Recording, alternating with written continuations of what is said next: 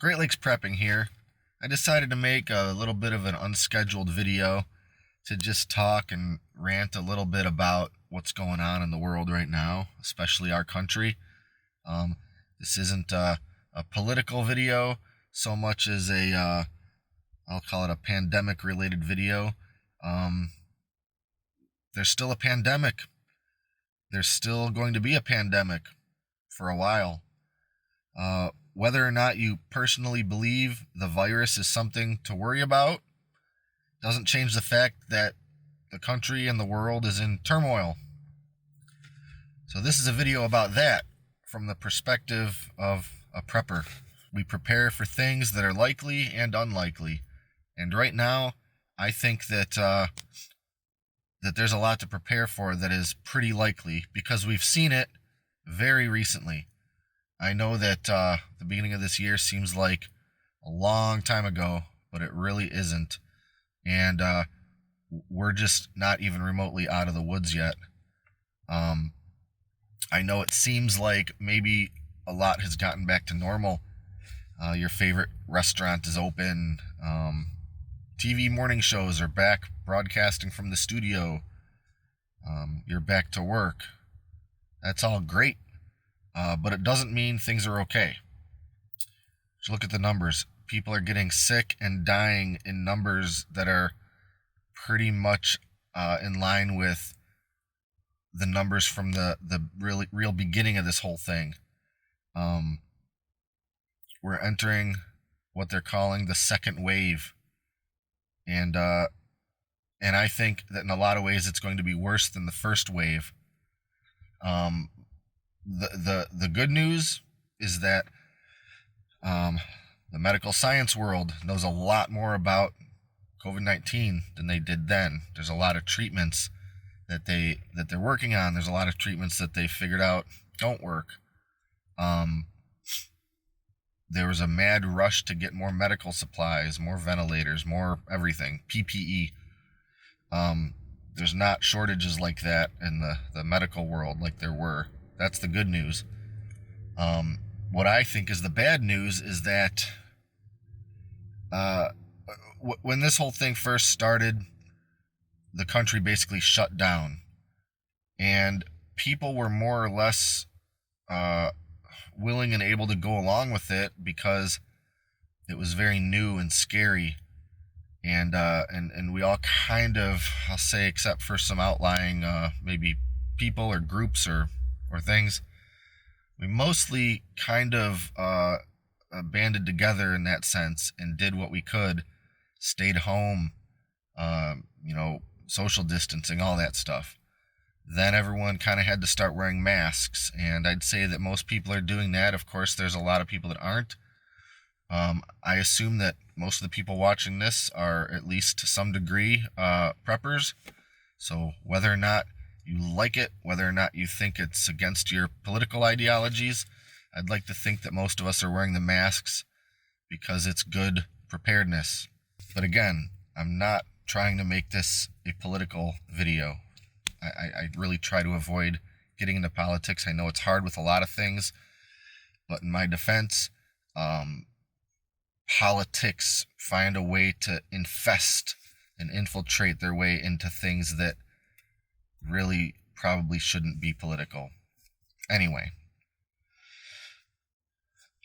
first time around, people were kind of willing to do their part. It was scary, it was new, but we crave normalcy. We have to be back to status quo. We don't know how to exist without that. I think that preppers have slightly more open minds to think about what times would look like if we simply can't have normalcy.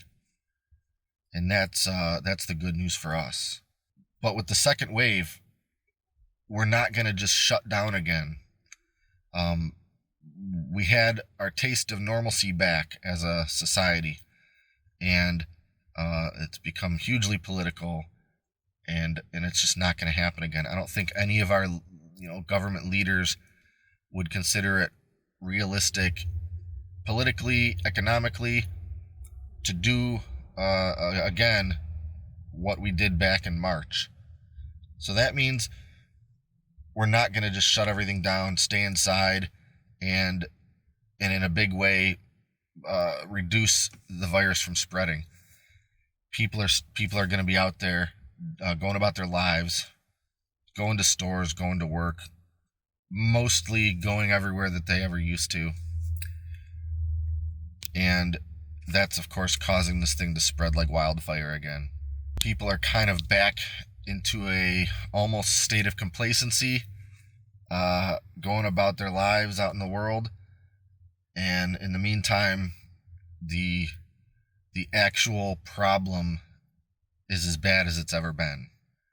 We're just kind of, as a whole, less interested and less willing to do everything we can to address that problem. That's the bad news. But this isn't a video to talk about why or what. We know what. This is a video about what now. We've been in a sort of perceived calm spot for a couple months, maybe a little more than that. We're in the eye of the storm, so to speak. We all remember the panic buying and that we couldn't find the things we needed on the shelves. Well, most of the shelves are stocked again. People aren't panic buying most things. Amazon deliveries, for instance, are about back to normal. If there's something you need, you can probably get it right now. That's also good news if you understand and recognize why it's good news.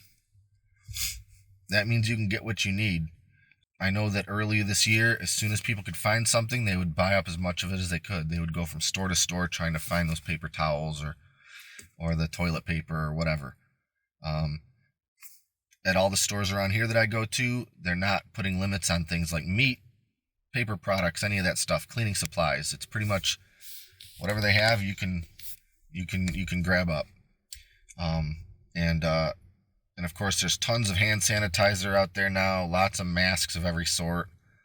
I still don't see a huge availability of things like latex gloves. I've found some sources and I have a perfectly fine stock of those myself, but I think by and large, a lot of those are still a little tricky to find.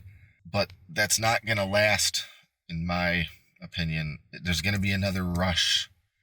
The second wave isn't going to shut everything down per se, but I think it's still going to trigger enough fear that people are going to go panic buying again, especially when stories continuously come out about shortages on certain things. There's going to be more meat shortages. And not only that, but all sorts of things related to meat.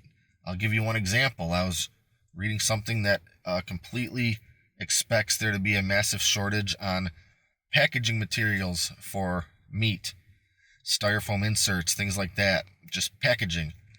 It's ridiculous, but the employees that make the packaging at the factories that make the packaging can't get the materials they need. They have to shut down because of outbreaks. Every little facet of the supply chain is affected. And that's exactly what we've been talking about for years. Our system of commerce and supply and demand is so fragile that a hiccup can, cause a delay, a ripple for months to come. And we had more than a little hiccup. We had a real severe problem, and it's still happening. Between the lull in manufacturing and the increase in demand, people can't find things like freezers. I decided at the very onset of the freak out early this year to go out and buy another deep freezer. And I already had to go to a few stores to find one. Everywhere I went, people said they've been coming in all day snatching them up. And this was about a week before the lockdown, when people, I think maybe like me, just had a spidey sense that said things are about to get real weird.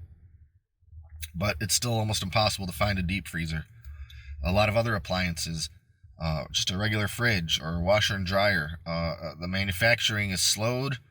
For whatever reason, the demand for appliances has not slowed nearly as much to match that. So what am I trying to say? What am I suggesting here? Well, basically, stock up on what you can find and what you can store. Don't be a panic buyer. when this all kicks up again. Be prepared in advance of that. I know there's a lot of new subscribers to this channel since the beginning of this whole thing. There's a ton of people that have taken an interest in preparedness. And, if I made this video in March, I think maybe as many as half of you wouldn't be watching it who are now. So, take my advice on this or for whatever it's worth. We're in a little bit of a lull in the shortages. Prices are still pretty high. I don't know if you've tried to buy lumber lately, but it's insanity. Double what it was a year ago, if I had to remember. So what do? Meat, protein. That's going to be hit very hard again. Prices are going to shoot way up. So what can you do? Look for sale items. Buy cheaper cuts of meat. Put them in your freezer. Seal them in vacuum seal bags. Do whatever you got to do. But stock up a little bit. Canned foods with protein. Soups are great. Stews, that kind of thing. Broth. Chicken broth, beef broth. Half the stuff that I make seems to need beef broth or chicken broth. If those are on sale, grab a few extra. Every time you go to the grocery store, grab a few more things than you really need for that week. And that's the same advice that any prepper would have been giving you forever. Not just right now, but especially right now. What else? If you're a hunter and you are thinking about not hunting this year, get out there and go hunting. If you're good at it, or if you think that you have a good chance of getting something, or if you've got your own land and you didn't feel like making the effort this year, just do it. Stock up your freezer. Archery season has already begun in Michigan, and firearm season is less than a month away. So if you have the means, if you have the knowledge, and if you have the opportunity, go hunting. That being said, make sure to do it right. Don't let me catch you being a poaching son of a... I digress. Meat. Figure out how to get some. Stock up on it. You don't go crazy. You know how much meat you use in a month, in a week. Stock up for between now and January. Do it over the next few weeks before this gets really nutty again. Another big thing people haven't been able to find. Production can't keep up with it. Canning jars and lids. I've been able to get lids, but I did have to wait about a month for them. I was able to buy really as many as I wanted, but I had to wait about a month for them to show up. That's okay, I've got them now. I wish everybody would have done that about a month ago, but you can still do it. They're still in stock if you can wait. Jars are another story. It's very hard to find canning jars.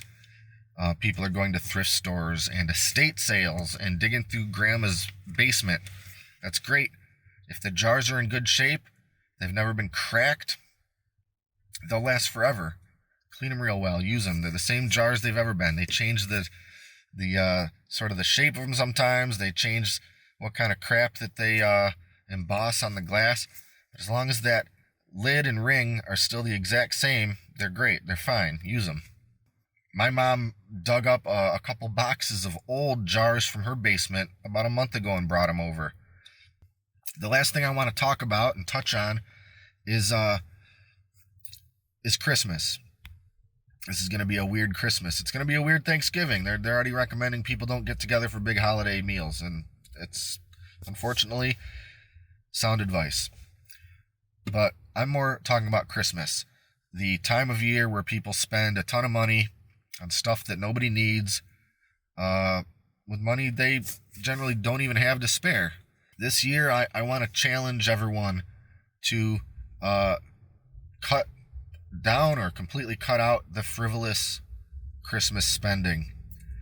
Give yourself, give your family the gift of preparedness.